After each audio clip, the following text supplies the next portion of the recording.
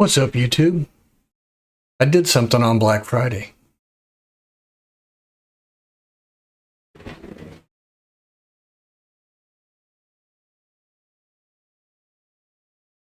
Let's talk about it. Roll intro.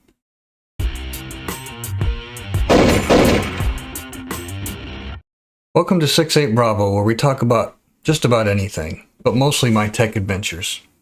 For the last couple of videos, I had some slight audio issues, and some of you let me know about it. Lapel mic was too quiet. Then the next video, I used the beacon mic. It was too loud and sounded horrible. I'm using a Mac, so not really made for the beacon. So I decided to roll back to the Blue Yeti mic right here. And, just for my FaceTime shots that I'm using, because I'm using my Apple iPhone camera, I'm using my Mac, and it wirelessly connects to my Mac, so I can do these recordings when I'm talking to you. When I'm doing the B-rolls and talking about what I'm doing, then I use my system over there, which has got the Shure MV7 microphone, which sounds a lot better, and that's going through that Go XLR. So just my FaceTime sound, let me know how this Blue Yeti sounds. If it sounds okay, I'll continue using it. If it doesn't, I'll keep trying to figure out something else. Please give a like and subscribe. It helps the video get out there. I'm not monetized yet, still trying to get some more subscribers, but hopefully someday I can get monetized and actually make a little money from doing these videos, because after buying that 4080, Lord knows I need some. I know I said I was waiting for the AMD 7900 XTX card. When those came out, I was real excited. I had the money. I was going to get one. But I'm a dumbass. And I was looking around on Black Friday, just checking out the deals and stuff like that. And I noticed that, hey, the 4080s are in stock. No one was buying them, they weren't bought out in like minutes like the 4090 and, the 30 series and all that. So I kind of hemmed and hawed about it a little bit, because I know I was waiting for those AMD cards, but I've always had NVIDIA cards, never had any issues with them. I'm an idiot with my money, so why not spend $1,300 on a 4080?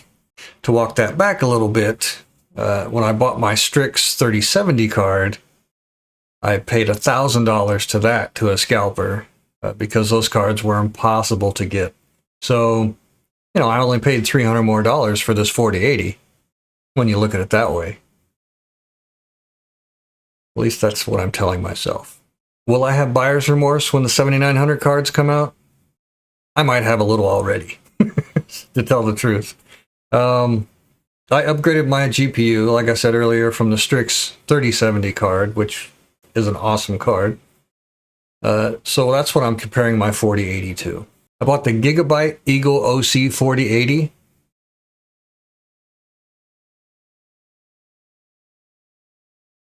Got the box right here. This camera tracks my head, so you can't see the box very good. But so it's the Gigabyte version. Let's take a look at the unboxing. I purchased my 4080 from Newegg, as you can tell by the box.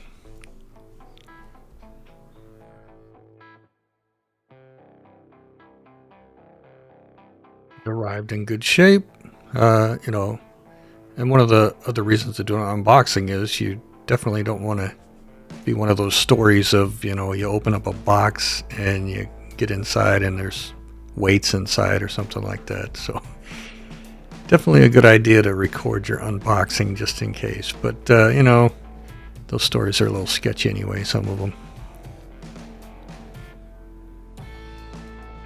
So the box, I could already tell, was bigger than my STRIX card box. So you get your adapter inside. And it's going from the 12-pin to the 3 8-pin connectors. Got some bag of screws. Comes with a no-sag mounting bracket that you can install. It actually is pretty slick. It goes on the motherboard, and then you attach to that. And here's the card itself. This thing is pretty beefy. It's at least 3 slots wide.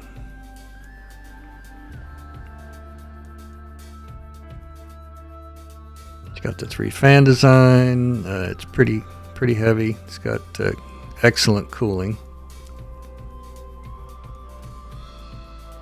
And you've got 3 DisplayPort and 1 HDMI.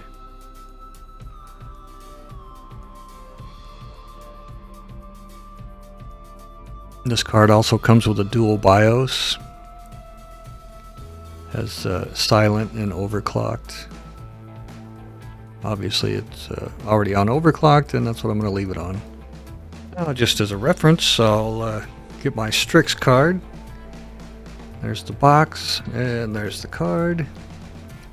And, you know, that STRIX is no slouch. It was a beefy card. So you can see just in this video how much bigger that Gigabyte 4080 is compared to that STRIX 3070. And that 3070 build is also that's the same size as what they used for the 3080 and the 3090. So that 4080 is definitely a big boy. That's a good looking card, right? Now let's put it in my computer. I wanted to use the no sag mount when I installed this GPU. As a quick note, if you have an N7 case, you got to take that NZXT bar out of it or it's not going to work. So this attachment you put on the end of your graphics card.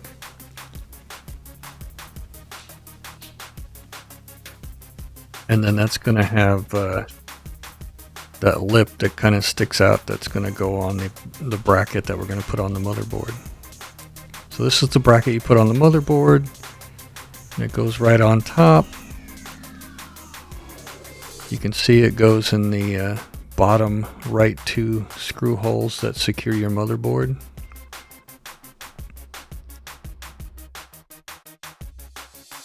So we got to take the screws out that are in there.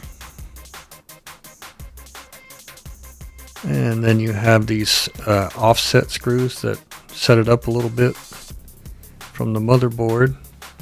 I learned on this one that it comes with a pack of 4 in the pack, and I learned the hard way that there's different size motherboard screws, so I had to get the other 2 that were a larger screw because that was not going in, so I had to get the other screws and put it in.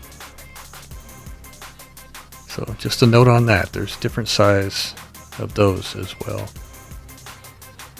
Alright, so you put those in and secure them down good. That's holding your motherboard down as well. And then you put the bracket on top of that, and there's a couple more little screws that you put to hold the bracket down.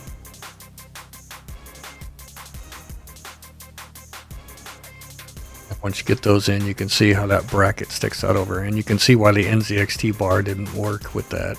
I had to take it out. So if you want to use the no sag, you got to take out that bar in the N7 case, and I'm sure probably the N710 as well.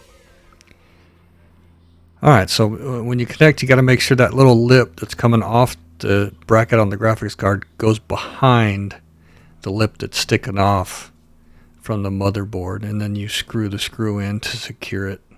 The only benchmark test I did with the 3070 was the Heaven benchmark and the Modern Warfare 2, because I did those before I swapped out the cards. Those are the only 2 tests that I'm comparing the 4080 to as far as the 3070. That's because I don't want to throw the 3070 back in there. I am liking the 4080. So I ended up doing benchmark tests with some other games with the 4080, as well as about a dozen different tests with the Modern Warfare 2, because I play Warzone all the time, and I wanted the best settings I could find on there. Let's see the results.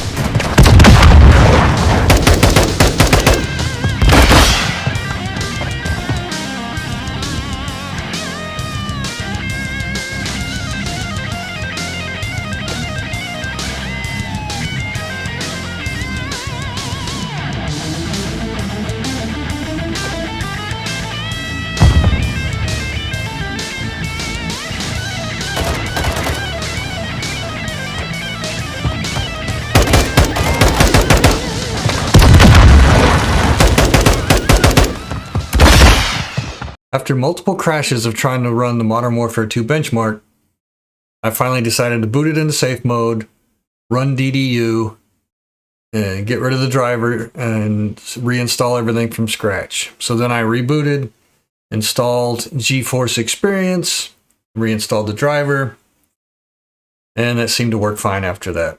I also went into the BIOS and enabled resizable bar, thinking maybe it would open the floodgates of performance. Not really.